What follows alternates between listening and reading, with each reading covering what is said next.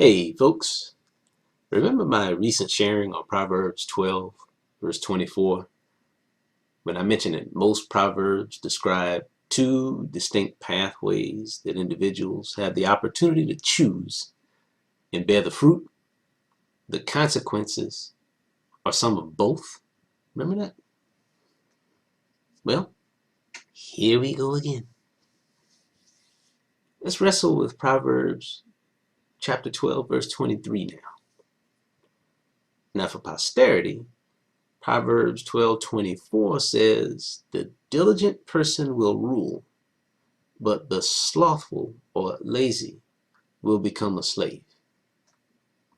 Now, if you're wondering why I started this series by sharing about Proverbs 12:24 first instead of 12:23, well, it was because I referenced the verse numbers incorrectly. I thought I was starting with the first of that pair first. Mistakes can happen, especially when you think you know what you're doing. That's how most of us are, and you don't check. And as it turned out, though, dealing with the verses out of sequence provided some necessary wisdom to deal with Proverbs 12:24. Wisdom about how easy it is to make mistakes by believing that we're infallible. Hence the need for diligence. So forgive me for being out of order. Pun intended. Now Proverbs 12:23 says, "The shrewd person conceals knowledge, but foolish people publicize folly," or their foolishness. Give me a minute to do what I think is some helpful wordsmithing, then I shall proceed. The words shrewd and wise, they're synonymous, but shrewd refers to a practical, hard-headed intelligence. So that's a special kind of wisdom. I think of it as wisdom earned through lessons learned, from getting knocked around a little bit. Now the word conceal means to prevent from being seen. Now, if you will, please allow me this one analogy.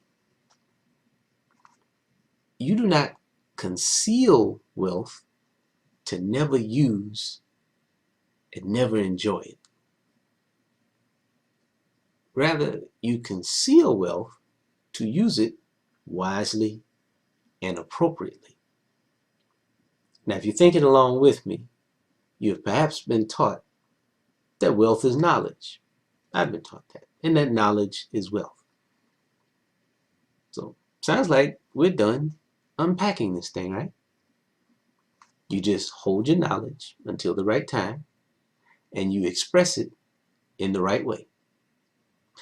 Our meeting is over. Let's go get something to eat. Slow down, son. When is the right time? And what, pray tell, is the right way? Anytime we start talking and thinking about right, we're probably about to do something strong and wrong.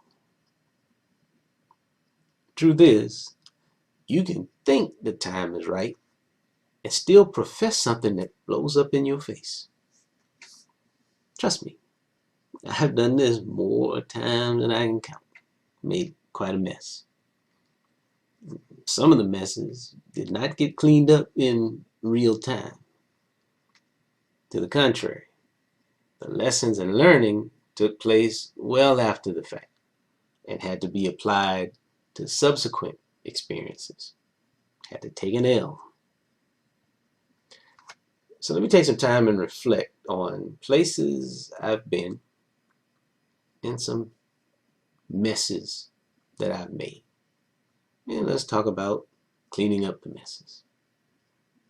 Then indulge me once more by allowing me to share a quote that captures at least some of the wisdom in Proverbs 12:23. Now the quote goes, those who tell don't know, and those who know don't tell. Now I've gotten into and out of a lot of trouble by applying and misapplying that very quote. Now I've also missed more than a few opportunities in my life by not speaking up, speaking out. But I digress. Thank God for mercy and growth. There are lots of directions to take here in what I want to lay out. Marriage and parenting and mentoring, both as a student and teacher, all provide a wealth of examples on sharing knowledge at the right or wrong time.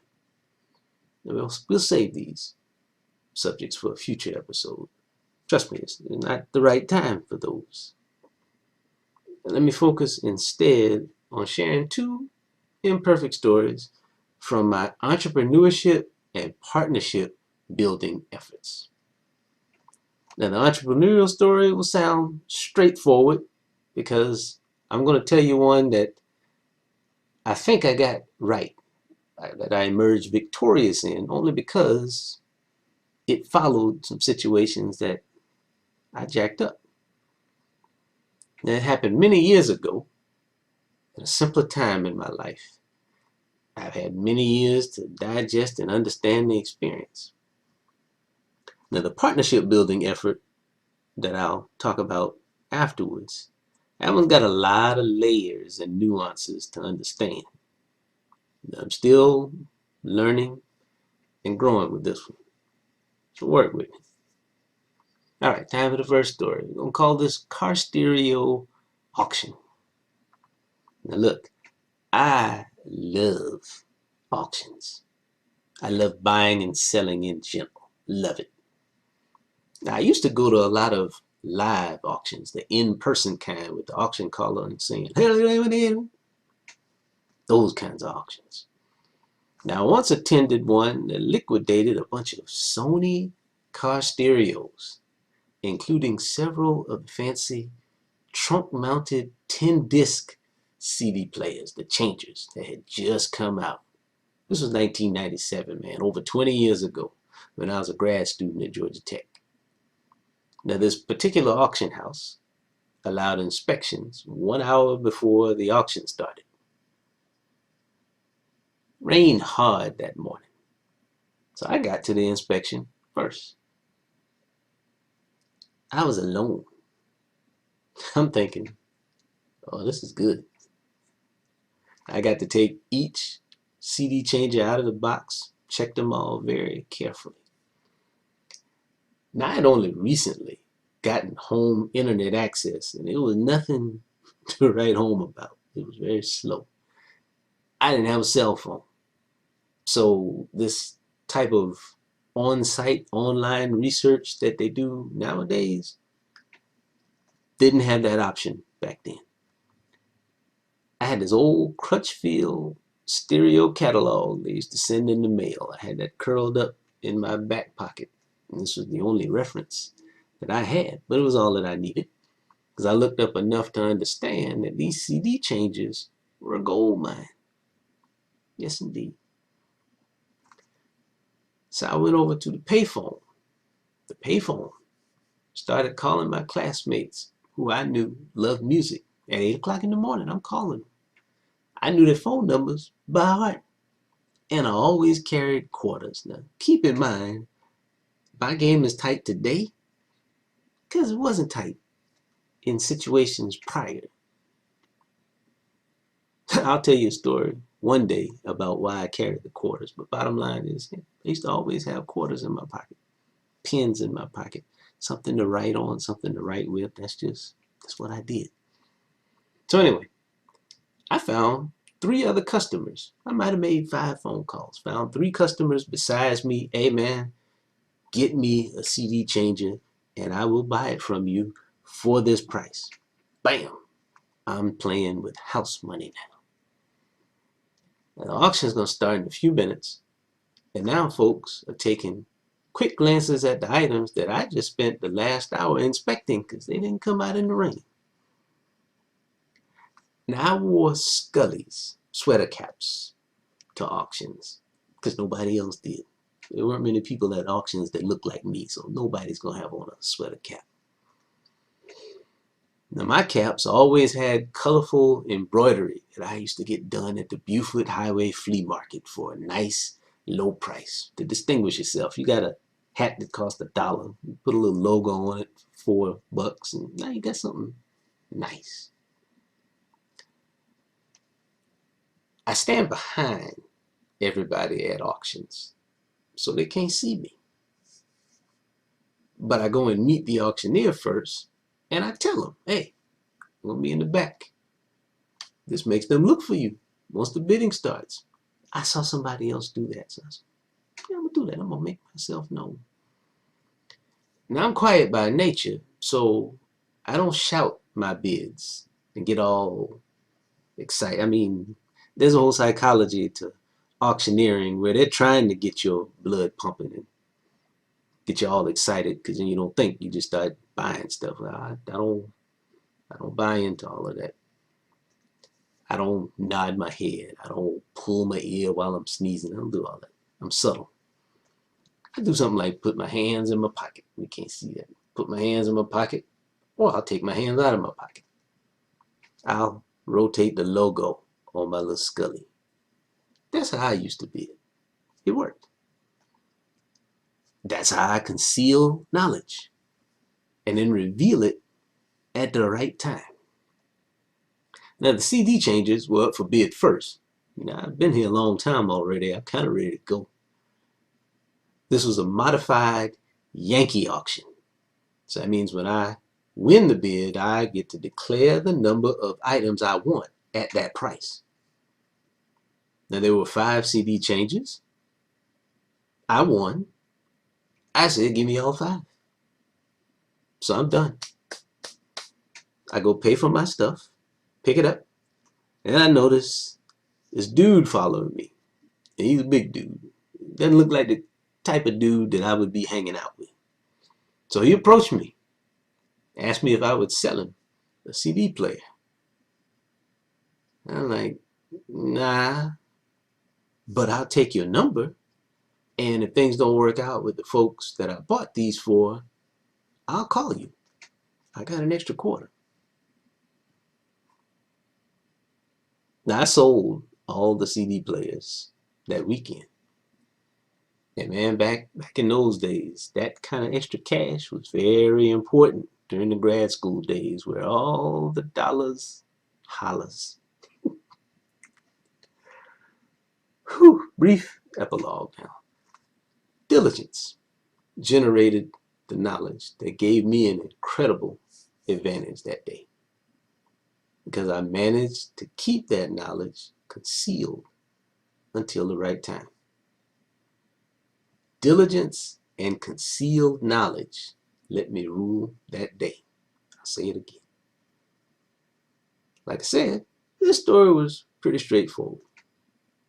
And maybe the next one won't be quite as straightforward, but it will be shorter. It's a shorter story. So let's go. Story 2. Let's call this one a special set of skills. I have a special set of skills acquired over a long career that have helped me build and chase my dreams. Now, they've also made me a target for some special treatment and mistreatment from friends, foes, and fans. Here's the best way to describe the treatment. Once I share or display a skill or talent that I hope reveals both my essence and function to people I respect and want to work with,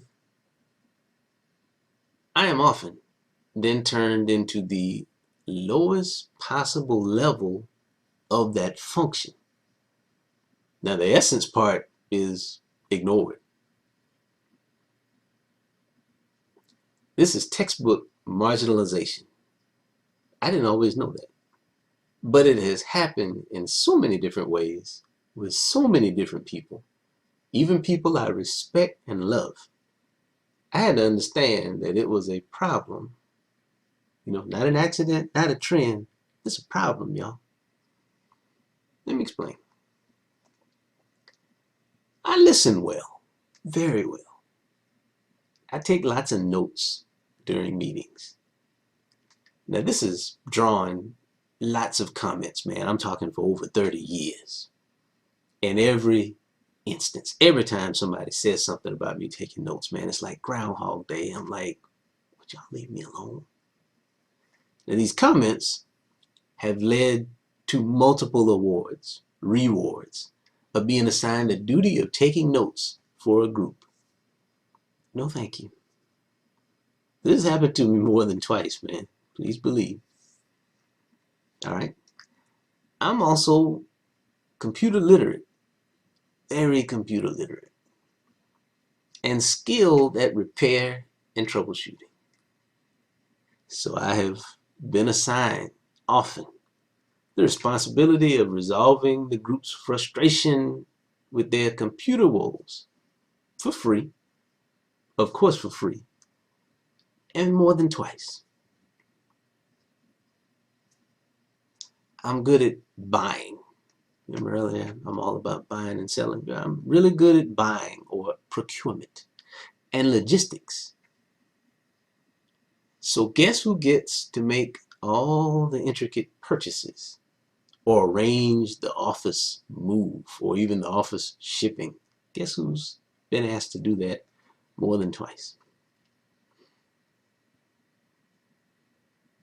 I'm killing myself here. I'm also adept at the analysis and synthesis of information. So I get asked to make the pie charts. I get asked to aggregate the survey responses. Again, these things have happened to me more than twice. I'm a precise and articulate speaker, writer, and storyteller. So I get asked to write and videotape a lot of speeches. Enough examples, man. I've made my point. No more ado. Game recognizes game, y'all. So I've been forced to learn how to say no to this kind of treatment, this false sense of honoring. Sometimes by confronting it directly, and at other times by learning how to avoid it altogether, but to do so with some couth and balance. Now this is very tricky, sometimes sticky territory. Because here's what you're balancing. You're balancing quotes like, those who tell do not know, those who know do not tell, with, hey, teach them how to treat you. With opportunities are often disguised as work.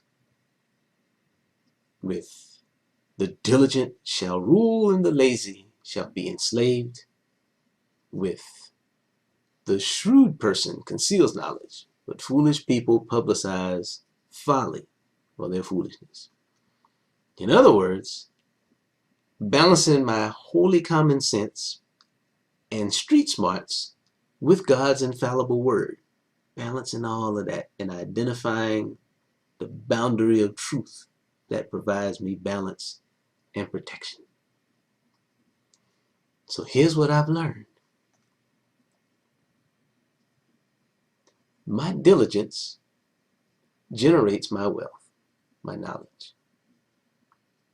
Now for this diligence to help me rule, like the Proverbs says, I have to respond to opportunities. I have to, which are often disguised as work, that are controlled by someone else. Now I must proceed by offering my skills and knowledge carefully, in context, that is, in a sincere attempt to help solve a problem, not just knowing for the sake of knowing and showing off, and in humility, and most of all, moderation. Gotta know when to hold them. Gotta know when to fold them. Now, submitting yourself in service is humble, but it's also humbling, but it's also very strategic. Why? Man, this approach will show and reveal character. Whose? Well, both my character and the character of my potential partner. Folk will show you who they are when you bow down to them. Oh, yes. Because if you bow down and they step on you,